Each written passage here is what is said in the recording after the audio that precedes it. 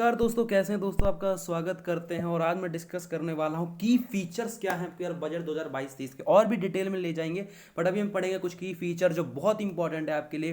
PDF आ रही है धीरे धीरे, जो पीडीएफ अवेलेबल हो रही है वेबसाइट पे, मैं आपको तुरंत ला रहा हूँ और चालू करते हैं। तो अभी जो आई है मैं चालू कर दे रहा हूँ बजट आपको, उसके की फीचर्स क्या रहे हैं। जिन्होंने सुना है बजट, बहुत अच्छी बात है, 2 घंटे तक का बजट चला है, अच्छा लगा। मतलब बहुत चीज़ें लाए हैं, बहुत चीज़ें आपको बहुत अच्छे लगी सुनने में। चालू करते हैं। तो की फीचर्स की बात करें तो पहला आता है कि गोल ऑफ अमृत काल। मतलब देखो, पहला इसमें ये बोला है कि भाई हम फोकस करेंगे किस पे, ग्रोथ पे एंड ऑल इंक्लूसिव वेलफेयर। जो भी एक इंक्लूसिव वेलफेयर है, जो ग्रोथ है, उन पे फोकस किया जाएगा। दूसरा, प्रमोट किया जाएगा technology enabled development, energy transition and climate action को। मतलब भाई जो आपको पता है बहुत सारे यूएन ने काम भी दे रखे हैं लोग करने के लिए, क्लाइमेट के लिए भी, तो उसके लिए भी जो क्लाइमेट के लिए एक्शन हो गए, एनर्जी ट्रांजिशंस के लिए जो एक्शंस हो गए, और उनके लिए भी जो काम हो गया, उनके लिए भी डेवलपमेंट हो गया, उनके हम प्रमोट करेंगे। और virtuous cycle starting from private investment crowd by the public capital investment. Privatize investment को लाएगा, प्राइवेट इन्वेस्टमेंट को बढ़ाया जाएगा, क्योंकि एक साइकिलिंग चलेगा कि जैसे एक साइकिलिंग प्रोसेस होता है इन्वेस्टमेंट का, उसके हिसाब से चलाएगा।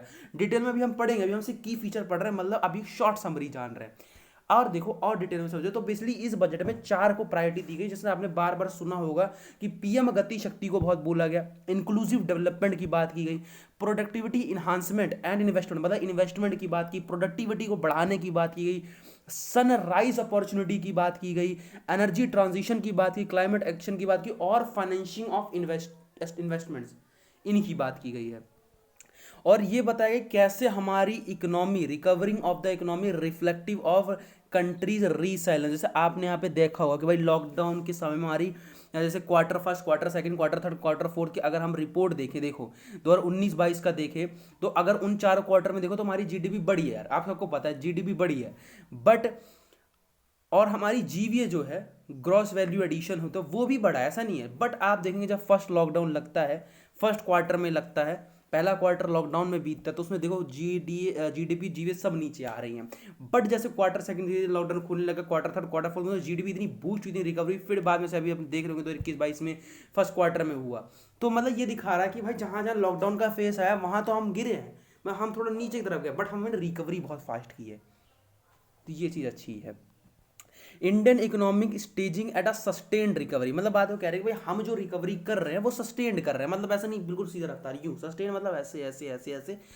जैसे कोविड-19 वैक्सीन की कवरेज देखें तो जनवरी फर्स्ट से देखो तो हमारा जो ग्राफ है, मतलब एट द अडल्ट पॉपुलेशन भी फर्स्ट, जो ऐसे देखो जो ब्लैक वाला है जो लाइन देख रहे हैं वो है जिन्होंने फर्स्ट डोज लगवा ली है, और ऐसे अडल्ट लोग जिन्होंने बेसिकली दोनों डोज लगवा ली है, तो ये उनका ग्राफ है। तो हम सबको पता है कि ग्राफ जो बढ़ा है फर्स्ट डोजेज वालों का, सेकंड, वो सबका बढ़ा है। बट हाँ गैप है, बट उस गैप को हमें फिल करना हो, कैसे फिल होगा, सब दोनों डोजेज लगाएंगे।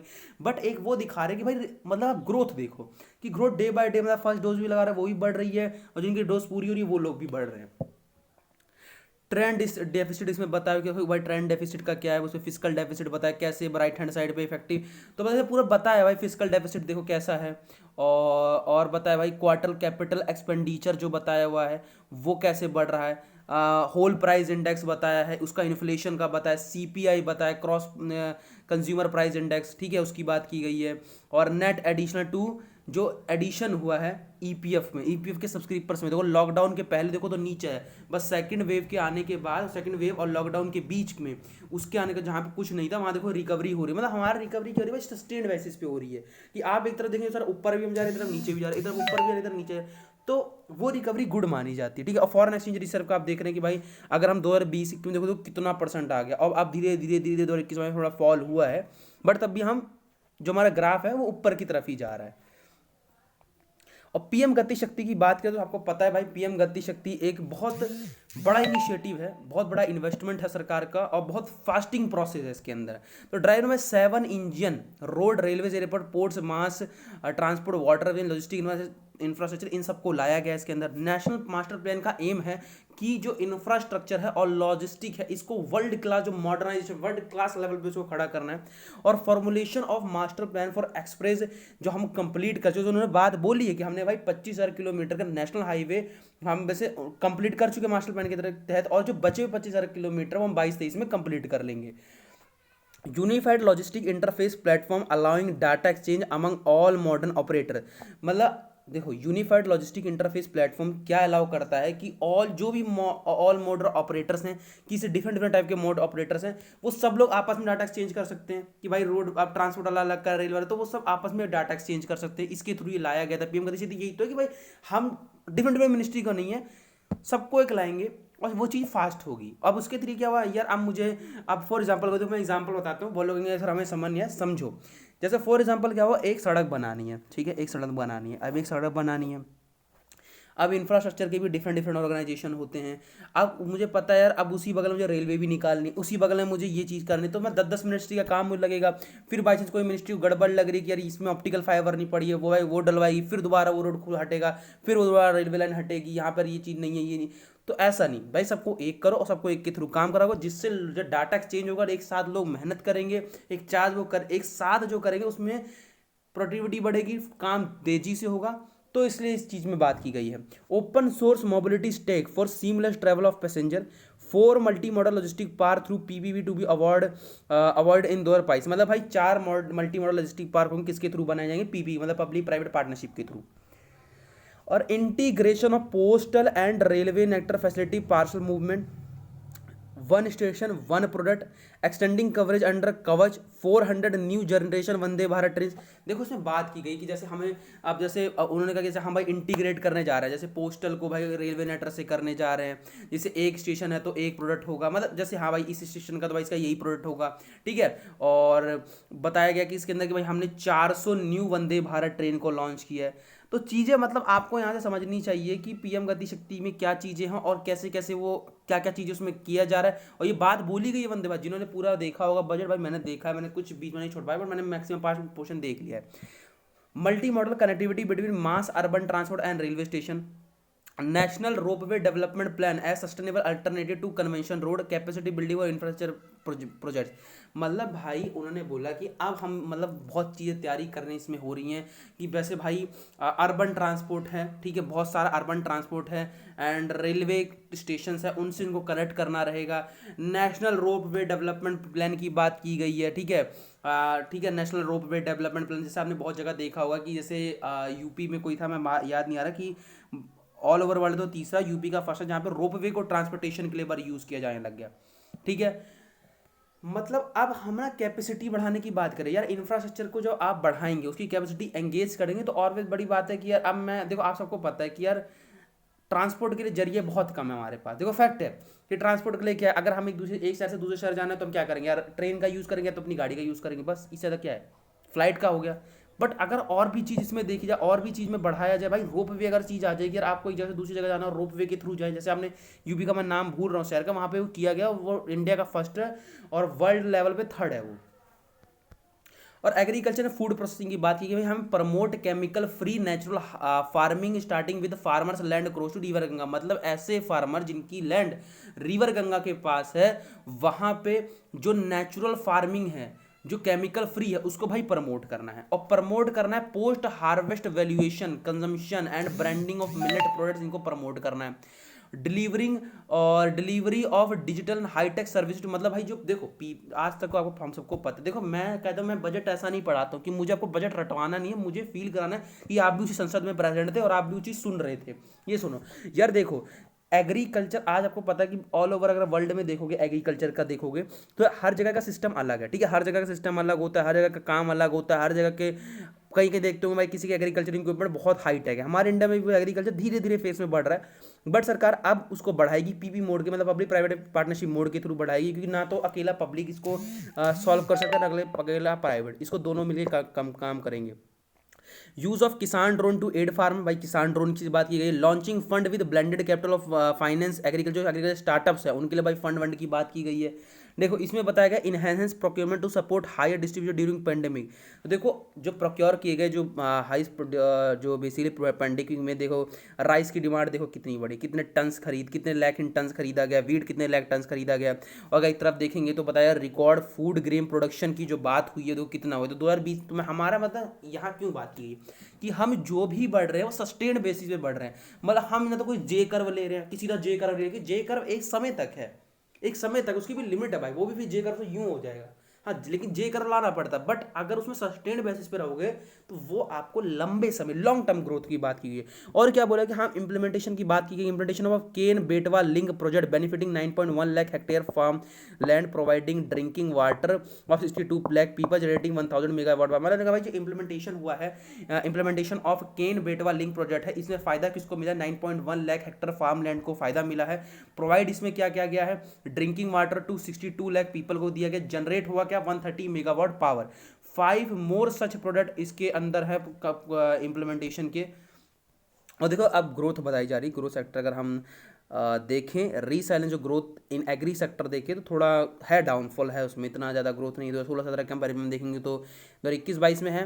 बिकॉज यार आपको पता ये जो दो फेज़ है ना, देखो दो फेज़ है तो देखो, क्योंकि मैं देखो ध्यान से देखो कि हम 2018-19 में गिरे थे, बट हमने रिकवरी करके 2019-20 में अच्छे खासे पहुँच गए थे। अगर यहाँ लॉकडाउन कोरोना की बात नहीं चलती तो शायद से हम ऊपर पहुँच जाते, बट ठीक है, लेकिन हम सस्टेन बेसिस पे हैं तो इन फ्यूचर हम ग्रोथ कर सकते हैं। एजुकेशन की बात की तो भाई इसके तो बहुत ज़रूरत है, क्योंकि एजुकेशन के लिए बजट बहुत कम आता है। पिछले साल भी मैं बजट देखा था, पिछले बार हम नहीं थे बजट पढ़ा रहे थे, बट आज पढ़ा रहे तो मैं बताता हूँ। एजुकेशन बस यूनिवर्सल ऑफ क्वालिटी, देखो हमारे पास एजुकेशन है, हमारे पास टीचर है, बट उनको एक क्वालिटीफुल, इनको एक स्टैंडर्डाइजेशन में लाना, उनकी टेक्निक को चेंज करना, थोड़ा इमेजिनेशंस पे जोर देना, वो अभी थोड़ा मुझे लगता है कम है। बट उसके लिए सरकार ने क्या सोचा, देखो कि 1 class 1 TV channel program to be expand. हाँ तो आपने बहुत सारे देखे थे कि भाई लॉकडाउन समय बहुत सारे ऐसे टीवी चैनल चालू हुए थे जो स्टडी के लिए थे। मेरे मेरे खुद ही टीवी बहुत सारे एक्स्ट्रा चैनल जुड़े थे, बट अब वो बोलेंगे हम एक्सपेंड कर चुके हैं 200 TV channel. Virtual lab and skilling e lab to promote critical thinking skill and stimulated learning environment, की वर्चुअल लैब और स्किलिंग ई लैब जो प्रमोट करेंगी critical thinking skills and learning environment को। और एक digital university will be establish with world class quality university, तो एक digital university की बात की गई है जो स्टैब्लिश है, सबको पता है कि स्टैब्लिश की गई किस लिए भाई, वर्ल्ड क्लास की क्वालिटी यूनिवर्सल एजुकेशन के लिए। और हाई क्वालिटी ई कंटेंट को डिलीवर किया जा रहा है किसके थ्रू, डिजिटल टीचर्स के थ्रू। स्किल डेवलपमेंट की बात किया जाए तो भाई digital ecosystem for skill and livelihood Desh stack e portal ये लॉन्च किया जाए, प्रमोट करें online training. Startups will be promoted to facilitate drone Shakti for drone as a service, इसके थ्रू स्टार्टअप्स को प्रमोट किया जाएगा। हेल्थ की बात करें जब भाई, इसके लिए सरकार ने मुझे लगता है कि कुछ सोचा है और अच्छा सोचा होगा, देखते हैं। क्योंकि यहाँ से, क्योंकि पिछले बार जो हुआ है, पिछले बार सरकार ने बहुत अच्छा बजट हेल्थ को भी दिया था, और अब की बार देखते क्या हुआ क्या नहीं हुआ। अभी बजट एलोकेशन में आपको बाद में आराम से पढ़ेंगे, अभी हम की फीचर देख रहे हैं। तो हेल्थ में बात करें तो नेशनल डिजिटल हेल्थ इकोसिस्टम को रोल्ड आउट किया जाएगा, national tele mental health program को लॉन्च किया जाएगा क्वालिटी काउंसलिंग के लिए। Integrated architecture mission Shakti, mission Vatsalya, Saksham anganwadi, पोषण 2.0 लॉन्च्ड, ठीक है, इसको लॉन्च किया गया है। आपने पोषण का तो देखा होगा, मिशन शक्ति और पोषण 2.0 जो किया गया था कि 2 स्कूल्स को इसके अंदर मिलाया गया था। और 2 लाख आंगनवाड़ी को upgrade, 2 lakh anganwadi to be upgrade to Saksham anganwadi, मतलब 2 लाख आंगनवाड़ी ऐसी थी जिनको अपग्रेड करके क्या बनाया गया, सक्षम आंगनवाड़ी बनाया गया। आउटले देखें तो यार देखो सक्षम आंगनवाड़ी पोषण 2.0 का कितना आउटले किया गया है 2022-23 में, ध्यान से सुनना भाई, आउटले की तुम्हारी बात है कि तुम्हारा भाई बताएगा कितना, 20,000 में 20,263 करोड़ रुपीज कहाँ पे खर्च किए जाएंगे, सक्षम आंगनवाड़ी एंड पोषण 2.0 में। और पीएम पोषण में जहां 10,234 करोड़ रुपए इन्वेस्ट किए जाएंगे, मतलब बजट इसके लिए बनाया गया। मिशन वात्सल्य के लिए 1,472 करोड़ रुपए खर्च किए जाएंगे। मिशन शक्ति के लिए 3,184 करोड़ रुपीस खर्च किए जाएंगे। ऑल इंक्लूसिव वेलफेयर के फोकस क्या किया गया, हर घर नल से जल, 3.8 crore household to be covered, मतलब इसके ये बोला कि जो हर घर नल से जल, इसके 3.8 करोड़ हाउस होल्ड को कवर किया जाएगा 2022-23 में। पीएम आवास योजना जिसमें 80 लाख हाउस कंप्लीट करने का बोला गया 2022-23 में। पीएम डिवाइन टू मतलब to fund infrastructure and social development based on field need to north east में इंफ्रास्ट्रक्चर में फंड करने के लिए, सोशल डेवलपमेंट के बेस के लिए बात की गई इसके अंदर। और aspirational block program for development of lagging block of aspiration district, ठीक है, एस्पिरेशनल ब्लॉक प्रोग्राम की बात की गई है। वाइब्रेंट विलेज प्रोग्राम मतलब टारगेटिंग डेवलपमेंट ऑफ विलेज और नॉर्थ बॉर्डर, जो north border left out from the development games, मतलब जो नॉर्थ बॉर्डर की तरफ से डेवलपमेंट करना, मतलब जो विलेजेस है वहाँ के लिए काम की करना। और digital banking by post office, 100% post office to come on the core banking system, मतलब ये बोला गया 100% जो पोस्ट ऑफिस है इनको हम बैंकिंग सिस्टम में लाएंगे। और डिजिटल बैंकिंग बाय कैसे है पोस्ट ऑफिस में की बात की गई, पोस्ट ऑफिस को भी हम बैंकिंग सिस्टम में लाएंगे 100%। डिजिटल पेमेंट की बात की भाई, schedule commercial bank to setup 75 digital banking unit in 75 districts, ठीक है। अब बात करेंगे भाई क्या क्या एमएसएमई की बात की गई कि भाई कैसे एमएसएमई क्या भाई इंटरलिंकिंग वेरियस पोर्टल, भाई एमएसएमई क्या भाई उनको इंटरलिंक किया गया वेरियस पोर्टल पे। दूसरा extending ECLGS with focus on hospitality and enterprise, कि इनके जो जो इंटरप्राइज है वहाँ पे, और रीवैम्पिंग करना सीजीटी एमएसएमई, बताऊंगा क्या क्या नहीं है। फिर raising and accelerating MSME performance RAMP programme को रोल आउट किया गया कि भाई जिससे जो एमएसएमई हैं उनको बढ़ाना है, उनकी परफॉर्मेंस को इंक्रीज करना, रैंप में ये बात की गई है।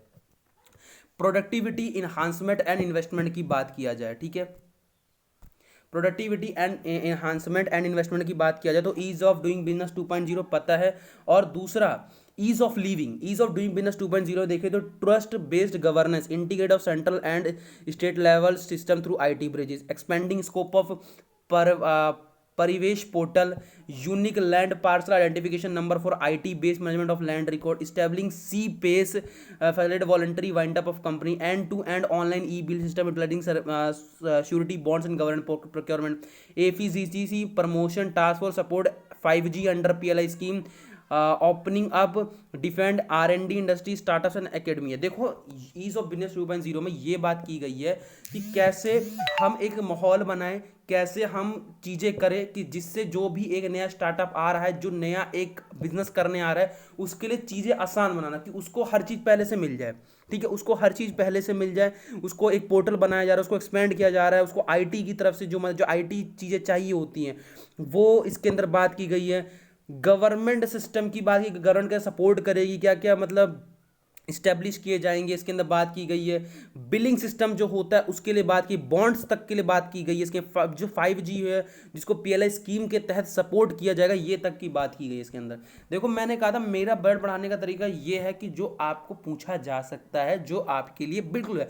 ईज ऑफ लिविंग की बात आपको पता है, ईज ऑफ लिविंग में सबसे पहले बात की गई है ई पासपोर्ट्स की, ठीक है, चिप एम्बेडेड ई पासपोर्ट, जिसमें चिप लगे आएंगे अभी ई पासपोर्ट्स में, ये बात हो रही है। देखो chip embedded e passport, insurance of chip embedded e passport, modernisation of building by laws, implementing town planning schemes and transit oriented development, establishing centre of excellence in urban planning, हम centre of excellence को ये establish करेंगे किस लिए, urban planning के लिए, providing a battery swapping policy in alternative setting और charging station urban area, urban areas में चार्जिंग स्टेशंस के लिए बात की गई है। जैसे इलेक्ट्रिक व्हीकल की आप एक टाइप की बात कर सकते हैं इसके लिए भाई चार्जिंग स्टेशन कैसे लगाए जाएंगे, बैटरी स्वैपिंग पॉलिसी क्या है, उसको प्रोवाइड किया जाएगा। मुझे बताओ बजट ऐसा कोई पढ़ाई तो मुझे बताना, बिकॉज यार देखो एक तरीका है कि ये उठा के मैं पीडीएफ बना दूं, एक तरीका कि जो यार गवर्नमेंट आपको इससे अच्छा सोर्स दे रही है तो आप क्यों उसमें पढ़ रहे हो यार। मैं भी देखो मैं भी तो आपके साथ ही पढ़ रहा हूँ बैठ के, ठीक है, मैंने सी वीडियो देखी है, मैं रियली फाइट कर रहा हूँ, मैंने कभी अभी पीडीएफ में सीधा उठा के सिर्फ आपका वीडियो बनाने आ गया हूँ। तो ये मैं सोचो कि यार ऐसा नहीं कि बहुत बड़ा शब्द है, समझना, इससे फोकस करोगे अपने आप समझ आ जाएगा। और अगले बात आती है कि एलोकेशन अंडर पीएलआई स्कीम 2022-23 क्या किया गया। देखो पीएलआई स्कीम की बात किया जाए 2022-23 में तो टेलीकॉम एंड नेटवर्किंग प्रोडक्ट्स के लिए भाई 528 करोड़ रुपए इस बात की गई, और लार्ज के लिए इलेक्ट्रॉनिक एंड आईटी हार्डवेयर के लिए 55,300 करोड़। ये बहुत अच्छा है यार, आईटी हार्डवेयर और लार्ज के जो इलेक्ट्रॉनिक्स है इनको सपोर्ट करने की अभी बहुत जरूरत है, और फार्मास्यूटिकल्स को तो ऑब्वियस जरूरत है, इसके लिए 1,629 करोड़ की बात की गई है। फाइनेंसिंग ऑफ इन्वेस्टमेंट की बात करें तो public investment to continue to pump private investment and demand 2022-23, introduction of digital rupee RB starting, मतलब भाई इंट्रोडक्शन किया गया डिजिटल रुपए किसके द्वारा, आरबीआई स्टार्टिंग 2022-23 के। Infrastructure status for data centre and energy storage system की बात की गई। Major to aid investment by venture capital and private equity, measurement की बात की गई, जो भाई इन्वेस्टमेंट है हो रहा कि venture capital private equity investment की बात की गई है। तो देखो ये प्रायोरिटाइजिंग कैपिटल एक्सपेंडिचर की बात करें तो कैपिटल एक्सपेंडिचर टोटल एक्सपेंडिचर की बात करें, और रिवेन्यू एक्सपेंडिचर बता रहे हैं कि क्या है। देखो उसका ग्रोथ कैसे हो रही है, कैसे 2019-20 में बता रहे तो 2021 और 21-22 तो बजट का एलोकेशन बता रहे भाई पहले कि अगर आप कैपिटल एक्सपेंडिचर और रिवेन्यू एक्सपेंडिचर का बजट एलोकेशन देखेंगे तो कैसे हुआ है, ठीक है। हाँ ओके ठीक ठीक, मैंने थोड़ा एक्स्ट्रा पढ़ दिया मैं, ठीक है मैं पढ़ता हूँ अभी, ठीक है ठीक है।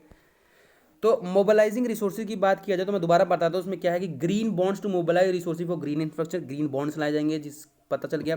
Blended finance for sunrise sectors, और measures to aid investment by venture capital and private equity investor और infrastructure stage for data centre और एनर्जी सिस्टम। आओ आगे बढ़ते हैं, ठीक है।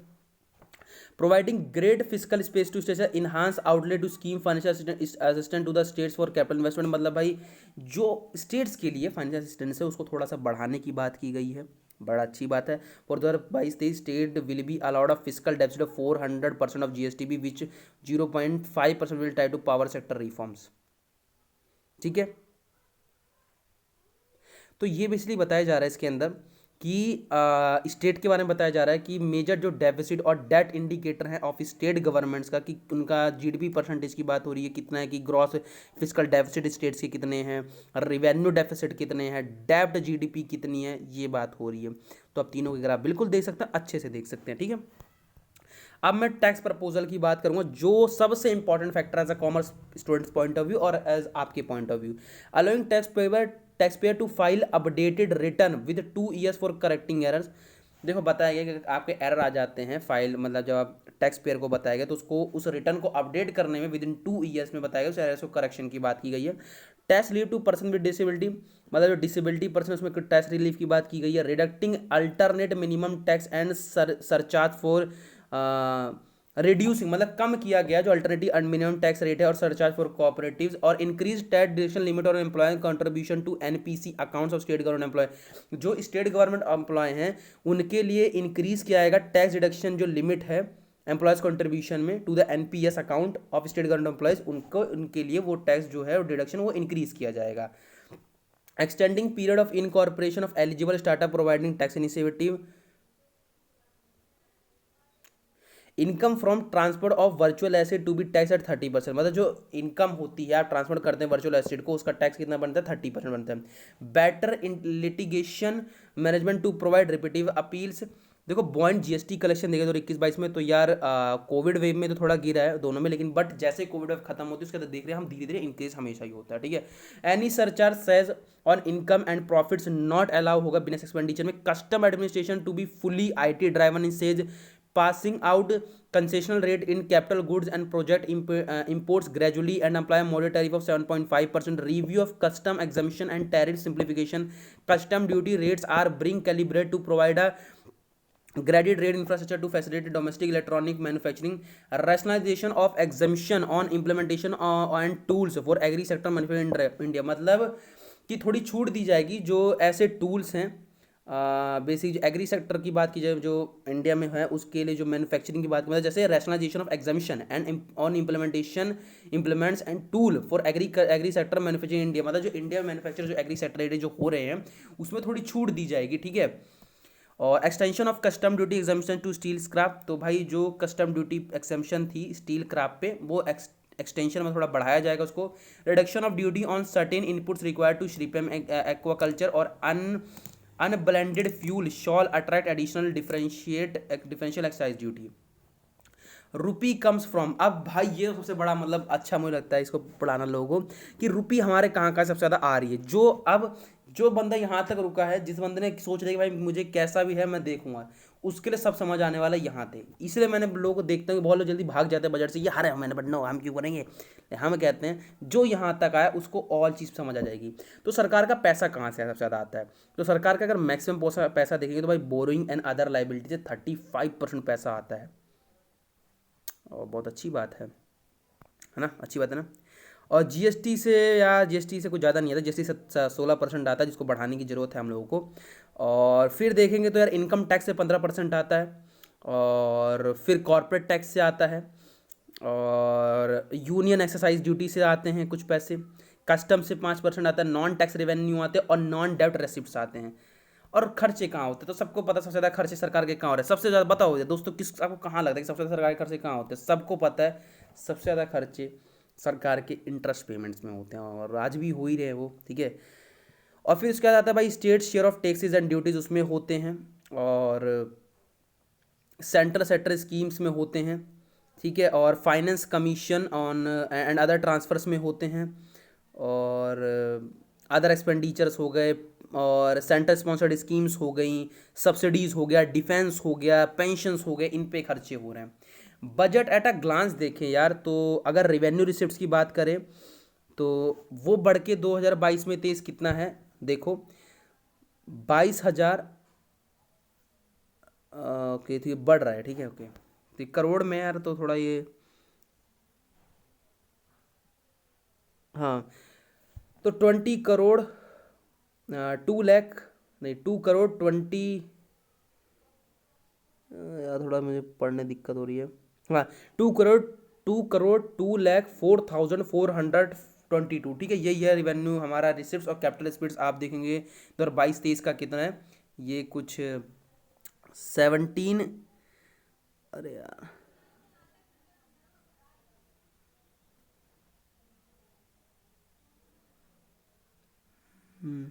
1,07,40,487 करोड़ रुपीज़ है। रिवेन्यू एक्सपेंडिचर 2022 का 23 आपका सामने कैपिटल एक्सपेंडिचर है, ठीक है, और पीडीएफ जो है ये मैं डाल दे रहा हूँ, उसके अंदर जाके देख लेना। अब मेन आ रहा है सेक्टर, बहुत बढ़िया दोस्तों, अब आ रहा है आपका मेन सेक्टर, जो बंदा यहाँ तक टीका है उसके लिए अब मैं कोर लेकर आ रहा हूँ भाई, मतलब मेरा फेवरेट पोर्शन है कि कितना एलोकेट किया गया भैया इतना ज्ञान, क्योंकि ये ज्ञान ही वाली चीज़ है, ये आपके पेपर में मुझे नहीं, मैं देखे क्योंकि मेरे को याद है जब मैं एमटीएस का मैंने पेपर दिया था, ठीक है, मैं बता रहा हूँ मैंने अभी लास्ट ईयर दिया एमटीएस का दिया, तो उसमें क्योंकि वो 2020 का पेपर था, उसमें 2020 के बजट का ये नहीं पूछा था कि भाई कितना रेवेन्यू रिसिप्ट से, कितना कैपिटल रिसिप्ट से, कितना सरकार खर्चा करे, क्या नहीं, सरकार एलोकेट कहाँ कर रही है ये पूछा था, और उसमें मेरे को भी याद है कि इसमें मुझे मिनिस्ट्री ये पूछा था भाई मिनिस्ट्री मतलब हेल्थ मिनिस्ट्री पे कितना सरकार ने खर्चा किया है।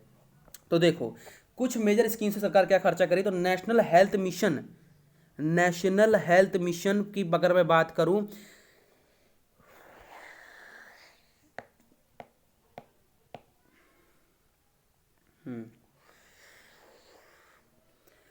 तो अगर मैं एलोकेशंस की बात करूं, मेजर स्कीम्स की अगर मैं बात करूं, तो भाई नेशनल हेल्थ मिशन पे खर्चा कितना हुआ है, कर रही है कि सरकार, जहां पे 2021-22 में 34,947 था, इस बार 2022-23 में 37,800 करोड़ रुपीज़ होगा। जल जीवन मिशन के लिए 2021-22 के लिए तो हमारा 45,011 था, 2022-23 के लिए 60,000 करोड़ रुपीज़ है। नेशनल एजुकेशन मिशन के लिए 2021-22 में 30,796 था, और 2022-23 में 39,553 है। प्रधानमंत्री प्रधानमंत्री ग्राम सड़क योजना उस समय 14,000 करोड़ था, इसमें 19,000 करोड़ है। पीएम किसान उसमें 67,500 करोड़ था, और इस बार 68,000 करोड़ है। आत्मनिर्भर भारत रोजगार योजना के लिए उस 2021-22 में 50,000 करोड़ था, और 2022-23 में 64,000 करोड़ है। प्रधानमंत्री स्वास्थ्य सुरक्षा योजना के लिए और 21-22 में 7,400 करोड़ था, इसमें 10,000 करोड़ है। मिनिस्ट्री वाइज एलोकेशन अगर हम देखें तो क्या है होता है, तो मिनिस्ट्री ऑफ कम्युनिकेशन के लिए कितना खर्चा किया गया ये आपको ध्यान से सुनना पड़ेगा कि मिनिस्ट्री ऑफ कम्युनिकेशन के लिए कहाँ खर्चा किया गया है। अगर हम देखें तो मिनिस्ट्री वाइज देखेंगे तो मिनिस्ट्री ऑफ कम्युनिकेशन में खर्चा किया गया है, यार ये बड़ा तो मुझे हैरान पड़ रहा हूँ कि 1,05,406.82 करोड़ रुपीज़ खर्च किए जाएंगे। मिनिस्ट्री ऑफ केमिकल और फर्टिलाइजर के लिए कि 1,07,000 है ना, 1,07,715.38 करोड़ रुपीज़ खर्चेंगे ministry of chemical and fertiliser के लिए। Ministry of agriculture and welfare की बात किया जाए तो 1,32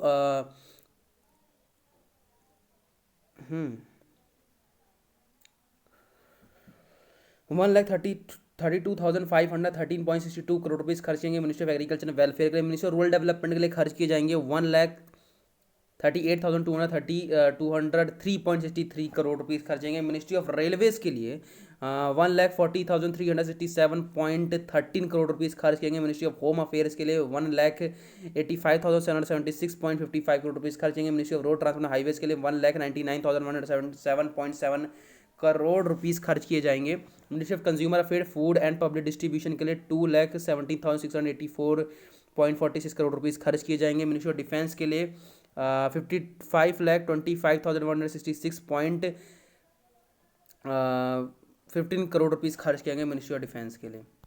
ठीक है, तो दोस्तों यहाँ पे आपका ख़त्म होता है हमारा की फीचर्स ऑफ बजट्स, और जो भी कुछ लगेगा मुझे लगेगा मैं कराऊंगा तो मैं बिल्कुल कराऊंगा। और देखो कुछ भी लगता है कि सर ये समझ नहीं आया इस पॉइंट को डिस्कस दोबारा से करो, तो मैं उसके लिए बिल्कुल, मैं दोबारा से दूसरी पार्ट लाऊंगा इसका, तो दूसरे पार्ट में आपको पूरा डिटेल में समझा दूंगा कि अभी तो की फीचर्स हैं, अभी डिटेल में तो कुछ आया नहीं है, तो डिटेल में आने दो, डिटेल में हम बिल्कुल अच्छे से डिस्कस करेंगे बैठ के।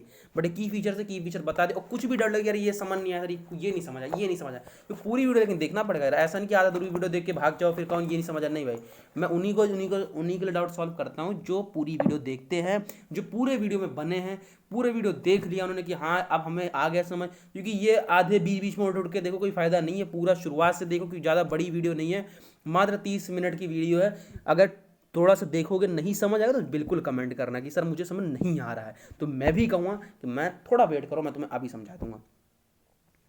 तो बजट का सेशन यहाँ पे की फीचर्स खत्म होते हैं हमारे। एलोकेशन बताएं मिनिस्ट्री वाइज किसके हैं, बाद में आपको हाँ इसकी पीडीएफ में दे रहा हूँ, तो पीडीएफ जाके डाउनलोड करें। नमस्कार दोस्तों, जय हिंद। दोस्तों नहीं दोस्तों।